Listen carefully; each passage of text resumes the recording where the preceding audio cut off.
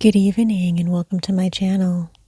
Tonight we'll be continuing our story of Frankenstein by Mary Shelley. Chapter 3. When I had attained the age of 17, my parents resolved that I should become a student at the University of Ingolstadt. I had hitherto attended the schools of Geneva, but my father thought it necessary for the completion of my education that I should be made acquainted with other customs than those of my native country. My departure was therefore fixed at an early date, but before the day resolved upon could arrive, the first misfortune of my life occurred, an omen, as it were, of my future misery. Elizabeth had caught the scarlet fever. Her illness was severe, and she was in the greatest danger. During her illness, many arguments had been urged to persuade my mother to refrain from attending upon her. She had at first yielded to our entreaties, but when she heard that the life of her favorite was menaced, she could no longer control her anxiety. She attended her sick bed. Her watchful attentions triumphed over the malignity of the distemper. Elizabeth was saved. But the consequences of this imprudence were fatal to her preserver. On the third day, my mother sickened. Her fever was accompanied by the most alarming symptoms, and the looks of her medical attendants prognosticated the worst event. On her deathbed, the fortitude and benignity of this best of women did not desert her. She joined the hands of Elizabeth and myself. "My children," she said, "my firmest hopes of future happiness were placed on the prospect of your union. This expectation will now be the consolation of your father. Elizabeth, my love, you must supply my place to my younger children. Alas, I regret that I am taken from you, and happy and beloved as I have been, is it not hard to quit you all? But these are not thoughts befitting me. I will endeavor to resign myself cheerfully to death, and will indulge a hope of meeting you in another world." She died calmly, and her countenance expressed affection even in death. I need not describe the feelings of those whose dearest ties are rent by that most irreparable evil, the void that presents itself to the soul, and the despair that it exhibited on the countenance. It is so long before the mind can persuade itself that she whom we saw every day, and whose very existence appeared a part of our own, can have departed forever, that the brightness of a beloved eye can have been extinguished, and the sound of a voice so familiar and dear to the ear can be hushed, never more to be heard. These are the reflections of the first days, but when the lapse of time proves the reality of the evil, then the actual bitterness of grief commences. Yet from whom has not that rude hand rent away some dear connection? And why should I describe a sorrow which all have felt and must feel? The time at length arrives when grief is rather an indulgence than a necessity, and the smile that plays upon the lips, although it may be deemed a sacrilege, is not banished. My mother was dead, but we had still duties which we ought to perform. We must continue our course with the rest and learn to think ourselves fortunate whilst one remains whom the spoiler has not seized. My departure for Ingolstadt, which had been deferred by these events, was now again determined upon. I obtained from my father a respite of some weeks. It appeared to be sacrilege so soon to leave the repose, akin to death, of the house of mourning and to rush into the thick of life. I was new to sorrow, but it did not the less alarm me. I was unwilling to quit the sight of those that remained to me, and above all, I desired to see my sweet Elizabeth in some degree consoled. She indeed veiled her grief and strove to act the comforter to us all. She looked steadily on life and assumed its duties with courage and zeal. She devoted herself to those whom she had been taught to call her uncle and cousins. Never was she so enchanting as at this time, when she recalled the sunshine of her smiles and spent them upon us. She forgot even her own regret in her endeavors to make us forget. The day of my departure at length arrived. Clerval spent the last evening with us. He had endeavored to persuade his father to permit him to accompany me and to become my fellow student, but in vain. His father was a narrow-minded trader, and saw idleness and ruin in the aspirations and ambition of his son. Henry deeply felt the misfortune of being debarred from a liberal education. He said little, but when he spoke, I read in his kindling eye and in his animated glance a restrained but firm resolve not to be chained to the miserable details of commerce. We sat late. We could not tear ourselves away from each other, nor persuade ourselves to say the word farewell. It was said, and we retired under the pretense of seeking repose, each fancying that the other was deceived. But when at morning's dawn I descended to the carriage which was to convey me away, they were all there. My father again to bless me, Clerval to press my hand once more, my Elizabeth to renew her entreaties that I would write often and to bestow the last feminine attentions on her playmate and friend.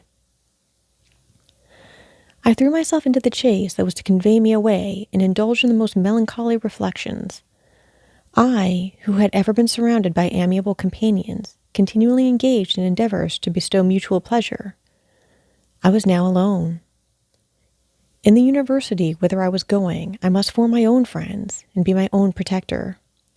My life had hitherto seemed remarkably secluded and domestic, and this had given me invincible repugnance to new countenances. I loved my brothers, Elizabeth and Clerval. These were old familiar faces, but I believed myself totally unfitted for the company of strangers. Such were my reflections as I commenced my journey, but as I proceeded, my spirits and hopes arose. I ardently desired the acquisition of knowledge. I had often, when at home, thought it hard to remain during my youth cooped up in one place, and had longed to enter the world and take my station among other human beings. Now my desires were complied with, and it would indeed have been folly to repent. I had sufficient leisure for these and many other reflections during my journey to Ingolstadt, which was long and fatiguing. At length the high white steeple of the town met my eyes. I alighted and was conducted to my solitary apartment to spend the evening as I pleased. The next morning I delivered my letters of introduction and paid a visit to some of the principal professors. Chance, or rather the evil influence, the angel of destruction, which asserted omnipotent sway over me from the moment I turned my reluctant steps from my father's door, led me first to M. Krempe, a professor of natural philosophy. He was an uncouth man, but deeply imbued in the secrets of his science. He asked me several questions concerning my progress in the different branches of science appertaining to natural philosophy. I replied carelessly, and partly in contempt, mentioned the names of my alchemists as the principal authors I had studied. The professor stared. "Have you," he said, "really spent your time in studying such nonsense?" I replied in the affirmative. "Every minute," continued M. Krempe with warmth, "every instant that you have wasted on those books is utterly and entirely lost. You have burdened your memory with exploded systems and useless names. Good God! In what desert land have you lived, where no one was kind enough to inform you that these fancies which you have so greedily imbibed are 1,000 years old, and as musty as they are ancient? I little expected, in this enlightened and scientific age, to find a disciple of Albertus Magnus and Paracelsus. My dear sir, you must begin your studies entirely anew." So saying, he stepped aside and wrote down a list of several books treating of natural philosophy which he desired me to procure, and dismissed me after mentioning that in the beginning of the following week he intended to commence a course of lectures upon natural philosophy in its general relation, and that M. Waldman, a fellow professor, would lecture upon chemistry the alternate days that he omitted. I returned home not disappointed, for I have said that I had long considered those authors useless whom the professor reprobated. But I returned not at all the more inclined to recur to these studies in any shape. M. Krempe was a little squat man with a gruff voice and a repulsive countenance. The teacher, therefore, did not prepossess me in favor of his pursuits. In rather a too philosophical and connected a strain, perhaps, I had given an account of the conclusions I had come to concerning them in my early years. As a child, I had not been content with the results promised by the modern professors of natural science.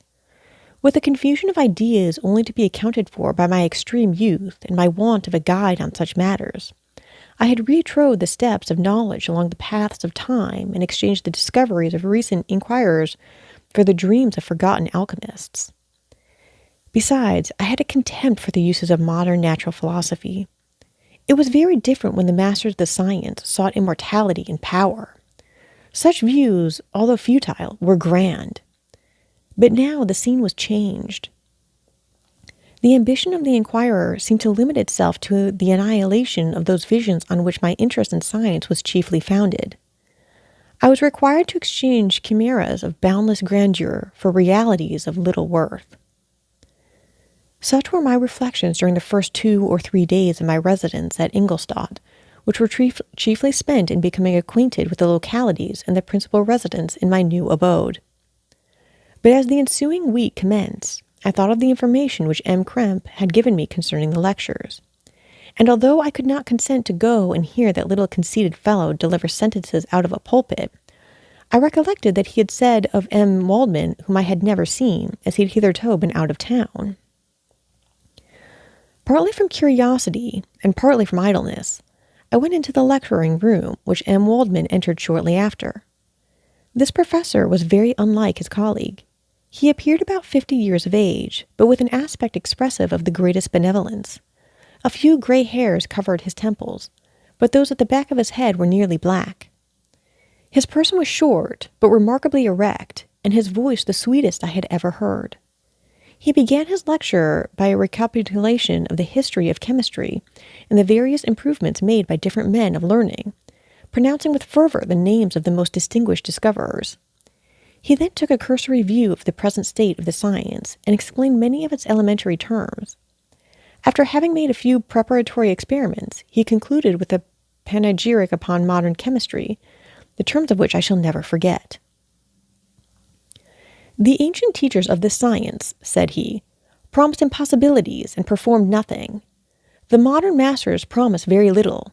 They know that metals cannot be transmuted and that the elixir of life is a chimera, but these philosophers, whose hands seem only made to dabble in dirt, and their eyes to pore over the microscope or crucible, have indeed performed miracles. They penetrate into the recesses of nature, and show how the works in her hiding places. They ascend into the heavens. They have discovered how the blood circulates, and the nature of the air we breathe. They have acquired new and almost unlimited powers. They can command the thunders of heaven, mimic the earthquake, and even mock the invisible world with its own shadows." Such were the professor's words, rather let me say such the words of the fate, enounced to destroy me. As he went on, I felt as if my soul were grappling with a palpable enemy. One by one, the various keys were touched which formed the mechanism of my being.